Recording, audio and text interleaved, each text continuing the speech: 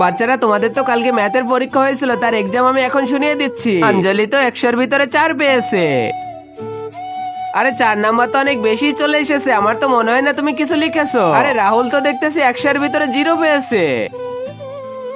আরে জয়ের তো দেখতেছি ওই নকলগুলা যেগুলো আমরা স্কুলে নিয়ে যেতাম। ম্যাডাম ম্যাডাম, হ্যাঁ তোমার কি হয়েছে বলো। আমার তো 100-র মধ্যে 10 নাম্বার এসেছে, 90 নাম্বার আপনি কেন কেটে নিয়েছেন, কিভাবে কাটলেন? আরে তুমি চিন্তা করো না, এর পরের বারে চিটিং করে তুমি আরো 100-র ভিতরে 100 নিয়ে আসবে। আরে শোন ভাই, নকলটা ওর কাছে একটু দিয়ে দে। আরে না ভাই, আমি পারবো না। আরে দিয়ে দে না ভাই, এমন করতেছিস কেন, দে। আরে দীপক, তোমার হাতে এটা কি? জানো আমি তোমাকে অনেক ভালোবাসি, আমি তোমাকে বিয়ে করতে চাই।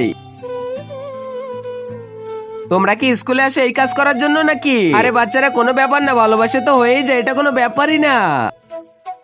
আচ্ছা ম্যাডাম, ঠিক আছে তাহলে এই নেন, আমি আপনাকে ভালোবাসি, এসব করতে নেই। তাহলে জয় ম্যাডাম আপনি হয়ে যান না। আরে তুই পাগল নাকি, এটা কি বলতেছিস? এক চড়ে তোকে এখানে ভন ভন করে ঘুরিয়ে দিব।